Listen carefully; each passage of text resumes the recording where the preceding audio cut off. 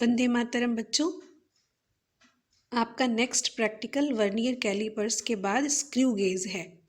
ये जो इंस्ट्रूमेंट आपको दिख रहा है, उपकरण आपको दिख रहा है, इसका नाम पेंच मापी हिंदी में और इंग्लिश में इसको स्क्रू गेज कहते हैं। देखिए बच्चों, जिस प्रकार से वर्नियर कैलिपर्स में दो पैमाने थे, एक तो वर्नियर स्केल थी और दूसरा मेन स्केल था, मुख्य पैमाना। उसी तरह से ये जो स्क्रू गेज है, यहाँ पर भी दो प्रकार के पैमाने हैं। एक पैमाना आपको ये दिख रहा है, इसको कहते हैं मुख्य पैमाना। ठीक है, ये देखिए यहाँ पर 0 का शून्य निशान बना हुआ है और ये 5 लिखा हुआ है। चूँकि ये मेटल पर ही है इसलिए थोड़ा इनविजिबल है। जब आपके हाथ में स्क्रू गेज आएगा तो आपको दिखेगा।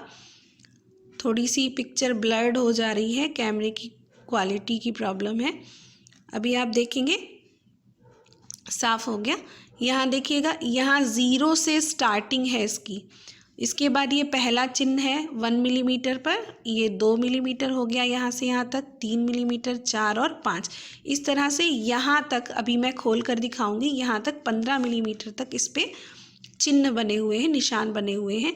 दूसरी स्केल आप ये देख रहे हैं, इस पर भी कुछ लिखा हुआ है। देखिए 0 यहाँ पर लिखा हुआ है, आपको बीच में दिखा होगा। फिर ये देखिए 90, तो 0 के ऊपर यहाँ पर जब मैं इसे उठाऊंगी, देखिए आप 0, 10, ये देखिए इसको सर्कुलर स्केल इसलिए कहते हैं, ये देखिए घूम रही है, इसको वृत्तीय पैमाना कहते हैं हिंदी में। और ये जो है जिसके सहायता से हम इस वृत्तीय पैमाने को घुमा सकते हैं, इसको रैचेट बोला जाता है। ठीक है, तो ये जो पेच दिखाई दे रहे हैं आपको, इनको जबड़े, इनको ये जो 2 रॉड्स टाइप की दिख रही हैं, ये पेच मापी के जबड़े कहलाते हैं। और इन्हीं 2 जबड़ों के बीच में जिस भी वस्तु का हमें व्यास ज्ञात करना होता है, वो हम इन 2 जबड़ों के बीच में फंसा देते हैं। जैसे अभी मेरे पास पेन उपलब्ध है, चूँकि ये वीडियो मैं घर से बना रही हूँ इसलिए, तो इसको हम लोग यहाँ पर फंसाएंगे और इस रैचेट से इसको कस देंगे, तो ये पेन इस स्क्रू गेज के अंदर में फंस जाएगा। ये देखिए फंस गया है, उठ गया पेन, है ना। तो यहाँ पर ये जो 2 जबड़े हैं, इनको स्टड्स कहा जाता है, STUD, स्टड्स हो गए दोनों। अब ये रैचेट हो गया, ये स्टड्स हो गए दोनों, और ये आपका मुख्य पैमाना हो गया, ये आपका वृत्तीय पैमाना हो गया। मुख्य पैमाने पर टोटल कितने निशान होंगे, मतलब अधिकतम हम लोग इससे कितने व्यास की वस्तु का व्यास ज्ञात कर सकते हैं, या कितनी चौड़ाई अधिकतम नाप सकते हैं, वो इस पूरे स्क्रू को खोलने पर रैचेट की सहायता से ये ज्ञात कर लेते हैं। इस रैचेट को मैंने खोल दिया है, ये देखिए 15 मिलीमीटर तक ये अधिकतम रॉड जा रही है। तो अधिकतम व्यास आप इस स्क्रू गेज से कितना नाप सकते हैं, 15 मिलीमीटर का। अब देखिए बच्चों, एक शून्य तो ये आपका मुख्य पैमाने पर है, ये शून्य मुख्य पैमाने पर है, और दूसरा शून्य आपका वृत्तीय पैमाने पर है, ये वृत्तीय पैमाना है आपका। ठीक है, और इस पर देखिए आगे मैं इसको रैचेट की सहायता से घुमाती हूँ। आगे शून्य के आगे आप देखिए ये 10 आ गया, फिर आगे ये 10 के बाद आपका 20, 40 और इस तरह से 50। ये वृत्तीय पैमाना घूमता है रैचेट की सहायता से 80, 90। तो यहाँ 90 फिनिश हो रहा है इस जगह पर, और 90 के बाद ये देखिए बहुत कम दूरी पर ये निशान भी बने हुए हैं 90 और 0 के बीच में। तो 90 के बाद पहला जो चिन्ह होगा वो 91, 92, 93, 94, और इस तरह से यहाँ 99, इस 0 से ठीक पहले 99, और 0 पे फिर आपका 100।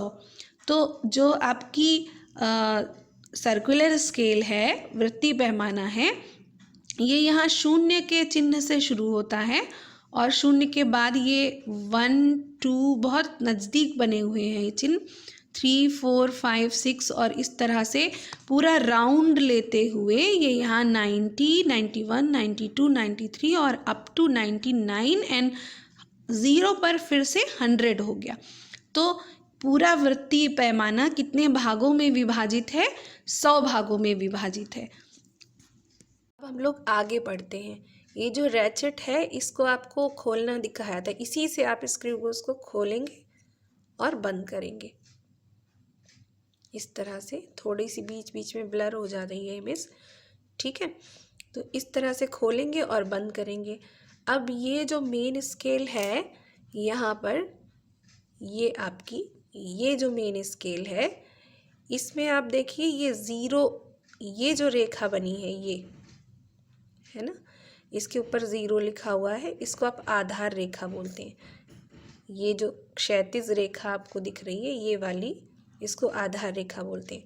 अब आप क्या करेंगे, स्क्रू गेज में आपको त्रुटि निकालनी है कि हमारे इंस्ट्रूमेंट में कहीं कोई त्रुटि तो नहीं है। तो हम रैचेट से इसको बंद करना शुरू करेंगे। कहीं बंद कुछ बच्चे करते हैं क्या, ऐसे करना शुरू कर देते हैं, ये गलत है। आप यहीं से इसको बंद करिए, ठीक है।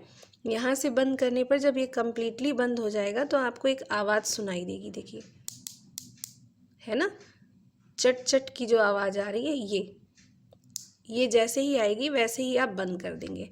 अब इसके फोकस होने तक थोड़ा सा रुकते हैं।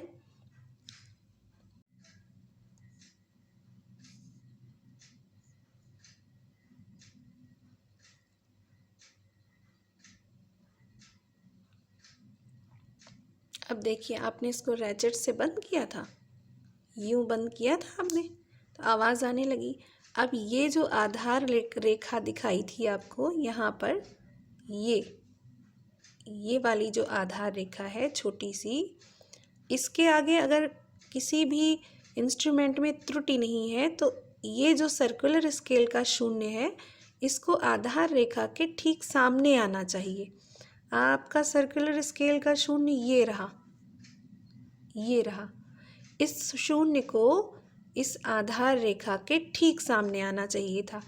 अगर ये ठीक सामने आता तो इस इंस्ट्रूमेंट में कोई त्रुटि नहीं होती, लेकिन अब चूंकि नहीं आ रहा है और आपका जो शून्य है सर्कुलर स्केल का, ये आधार रेखा के नीचे है, ये रही आपकी आधार रेखा और इसके नीचे है शून्य, तो इसमें एक त्रुटि है। कभी कभी क्या होता है कि यही शून्य इस आधार रेखा के ऊपर यहाँ कहीं होता है। तो ये दोनों प्रकार की त्रुटियां हैं।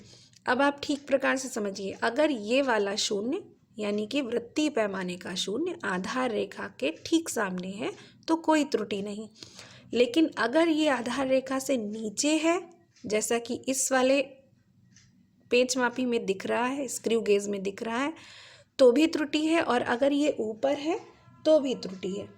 तो यदि ये नीचे है आधार रेखा के तो इसको शून्यांक, धनात्मक शून्यांक त्रुटि बोलेंगे।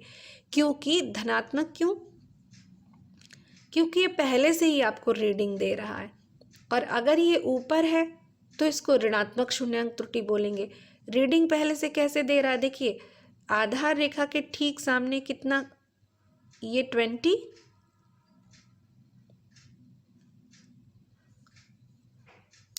थोड़ा सा ब्लर है अभी, 20, और आधार रेखा के ठीक सामने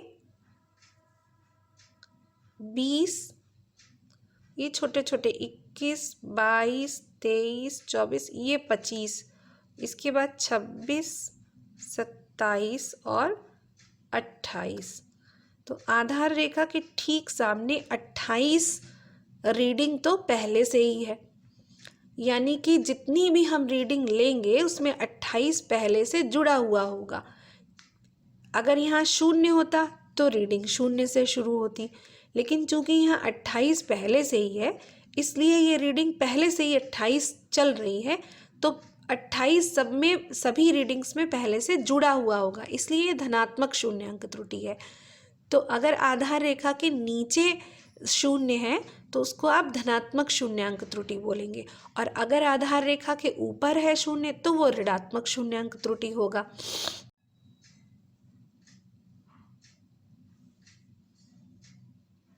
अब आपको पेंच मापी का चूड़ी अंतराल पढ़ना है। अभी आप देखिएगा दोनों स्टड्स इसके मिले हुए हैं, इनमें कहीं बीच में कोई ऑब्जेक्ट नहीं है, कोई वस्तु नहीं है जिसका आपको व्यास या चौड़ाई नापनी है, तो दोनों स्टड्स मिले हुए हैं। अब क्या है यहाँ पर, आप जैसे ही खोलेंगे, चूड़ी अंतराल कहते हैं, ये चूड़ियाँ बनी हुई हैं ना, एक चूड़ी ये और दूसरी ये, उंगली पर मेरी जाइएगा, ये जो पेच मापी में स्टड्स में चूड़ियाँ बनी हुई हैं, एक चूड़ी ये है, दूसरी ये है, तीसरी ये, चौथी, पांचवी, छठी। तो एक चूड़ी से दूसरी चूड़ी के बीच की जो दूरी है उसको चूड़ी अंतराल कहते हैं। जब इस स्टड को आप पूरा एक चक्कर घुमाते हैं, जैसे यहाँ पर मान लीजिए ये आधार रेखा के ठीक सामने 28वां चिन्ह है वृत्तीय पैमाने का, तो हम क्या करेंगे, वापस इसको जब 28 पर लाएंगे, वापस में एक पूरा चक्कर लगाने के बाद, ये एक पूरा चक्कर लग गया, तो जितना ये खुलेगा स्टड, एक पूरा चक्कर लगाएंगे दोबारा से, देखिए स्टड्स के बीच में गैप हो रहा है और ये वापस देखिए 28 पे आ गया है ना।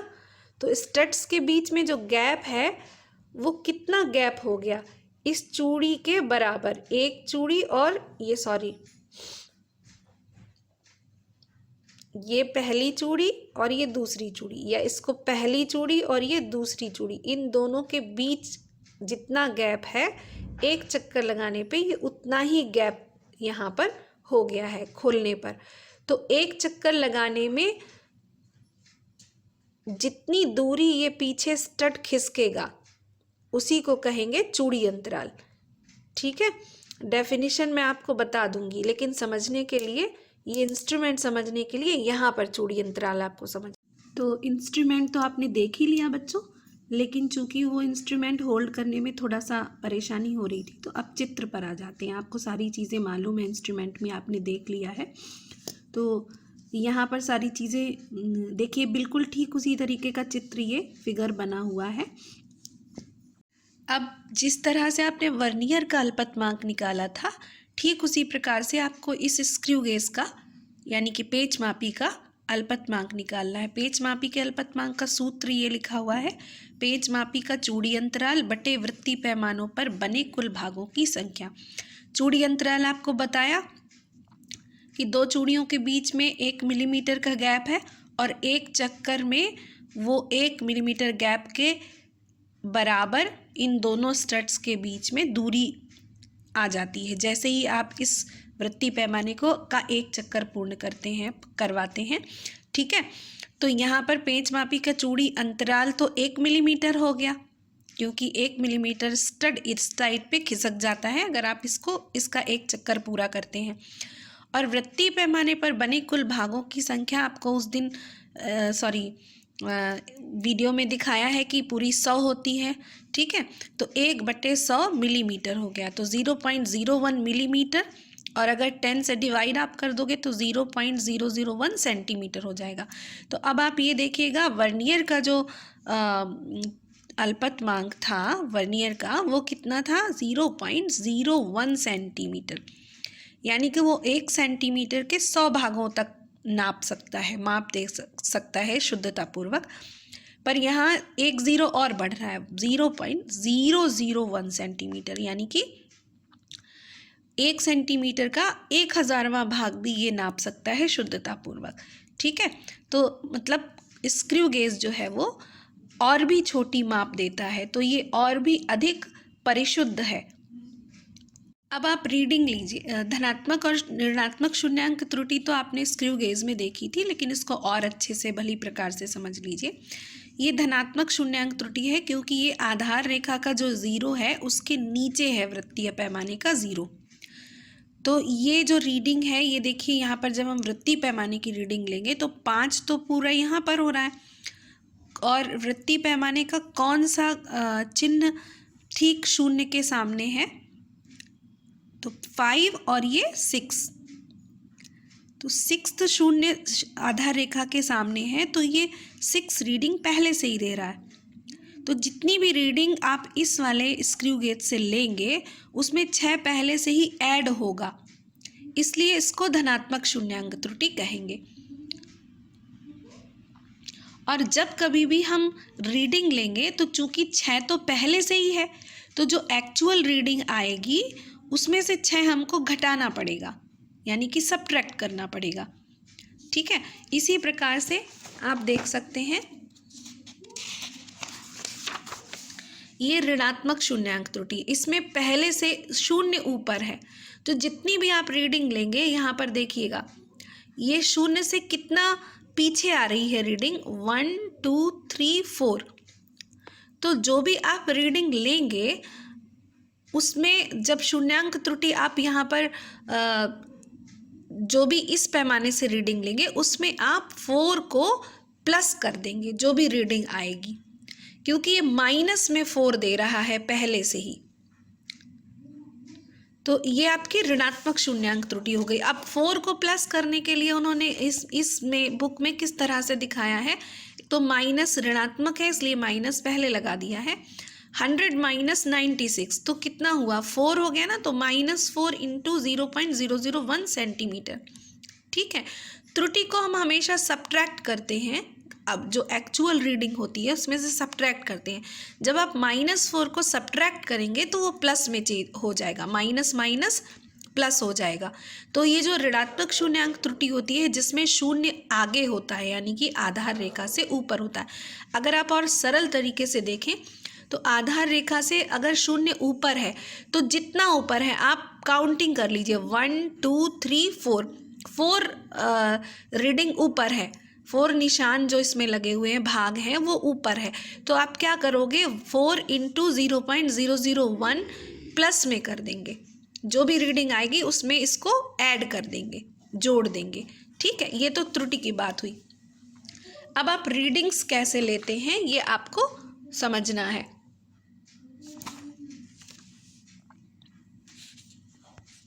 अब जैसे यहाँ पर है, मान लीजिए ये फंसा हुआ है, यहाँ पर इस गोले का आपको व्यास ज्ञात करना है, छोटा सा गोला है। तो अब आप क्या करोगे, जैसे ही गोला फंसेगा यहाँ पर तो इस तट पीछे जाएगा, ये पूरा वृत्तीय पैमाना भी पीछे जाएगा। तो इस रीडिंग को आप किस तरह से काउंट करेंगे, ध्यान दीजिएगा। वृत्तीय पैमाना कितना, मुख्य पैमाना तो आपका ये है, ये मुख्य पैमाना है और ये आपकी आधार रेखा है।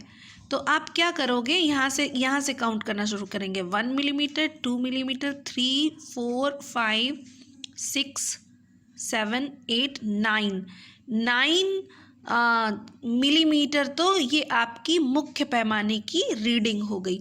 तो आप जब यहाँ लिखेंगे, ये जो आपकी टेबल है तार के व्यास के लिए सारणी, इसमें आप मुख्य पैमाने पर जो माप होगी वो कितनी लिखेंगे, 9 मिलीमीटर। ठीक है, ये बुक की बात है अभी। अब आप वृत्तीय पैमाने की माप लेंगे, आपकी मुख्य पैमाने की माप खत्म, 9 मिलीमीटर यहाँ पर लिख देंगे। और अगर यहाँ पर आप मिलीमीटर में लिख रहे हैं तो अल्पतमांक भी आप मिलीमीटर में लेंगे, जबकि अल्पतमांक मिलीमीटर में कितना है, 0.01 मिलीमीटर। ठीक है, तो जो जिस मात्रक में आप यहाँ लिख रहे हैं उसी मात्रक में आप वृत्तीय पैमाने का स्क्रू गेज का अल्पतमांक लिखेंगे। अब यहाँ आ जाइए, ये आपकी आधार रेखा है, आधार रेखा के ठीक सामने कौन सा चिन्ह है, ध्यान दीजिएगा, यही वृत्तीय पैमाने का मान होगा। आधार रेखा के ठीक सामने 4 है, 1 2 3 और 4। तो बच्चों ये जो 4 आया था आपका, ये आप टेबल में क्या करेंगे, यहाँ पर 4 लिख लेंगे। वृत्तीय पैमाने की माप, मुख्य पैमाने से मिलने वाले चिन्ह की संख्या 4। इसी तरह से आपको 4 रीडिंग्स लेनी है। ठीक है, ये तो सारणी है तार के व्यास के लिए सारणी। इससे पूर्व में आपको शून्यांक त्रुटि के लिए सारणी बनानी थी। इस सारणी से पहले आपको एक शून्यांक त्रुटि के लिए सारणी बनानी है। तो सबसे पहले हम क्रम संख्या का कॉलम बनाएंगे, 1 2 3। अगर त्रुटि धनात्मक है तो यहाँ पर प्लस का निशान बनेगा, चिन्ह ले लिया है। इसके बाद मान लीजिए धनात्मक है तो चौथा खाना मिलेगा। ये वाला जो कॉलम है ये धनात्मक शून्यांक त्रुटि के लिए निरस्त हो जाएगा, कटिंग रहेगी यहाँ पर। तो चौथा 4 गुणे अल्पतमांक 0.01 इज इक्वल्स टू हो गया 0.04 मिलीमीटर। ठीक है, इसी प्रकार से धनात्मक शून्यांक त्रुटि के लिए आपको 3 रीडिंग्स लेनी है, 1 2 3। अब मान लीजिए कि आपकी जो त्रुटि है स्क्रू गेज में वो ऋणात्मक शून्यांक त्रुटि है। आपकी एक ही त्रुटि होगी लेकिन दोनों को समझाने के लिए कॉलम साथ साथ बना दिए हैं। तो अगर ऋणात्मक शून्यांक त्रुटि है तो सबसे पहले चिन्ह लगा लेंगे ऋण का। और मान लीजिए 96 कॉलम आपका आधार रेखा के सामने मिल रहा है वृत्तीय पैमाने का 96, फिर इसके बाद 96 अगर मिल रहा है तो 100 माइनस 96 करेंगे और 4 इंटू 0.01 इज इक्वल्स टू 0.04 आ जाएगा। लेकिन ये ऋण चिन्ह के साथ आएगा। जब आप यहाँ पर लिखेंगे तो इसके आगे ब्रैकेट में ऋण और लिखेंगे, ऐसे ब्रैकेट लगाकर ऋण निशान के साथ इसको भी ऋण लिखेंगे, ठीक है। सॉरी 96 ही रखेंगे। यहाँ पर जो वैल्यू आएगी वो माइनस साइन के साथ आएगी। जैसे ये 4 आएगा तो माइनस लगा कर रखेंगे। मैं लिखना भूल गई हूँ, लगाना यहाँ पर भूल गई हूँ, ठीक है। और इसी प्रकार से यहाँ पर भी 1 2 3 रीडिंग्स आपको लेनी है और तीनों का मध्यमान निकाल कर गणना करके वो यहाँ पर लिखना है। यहाँ पर भी मध्यमान निकाल कर यहाँ पर लिखना है। अब आप बहुत सारे बच्चे कंफ्यूज्ड नहीं हो ना, हमारे यहाँ बच्चियाँ ये बहुत गलती करती हैं, पता चले दोनों लिख लें। त्रुटि एक ही प्रकार की होगी, या तो धनात्मक या फिर ऋणात्मक।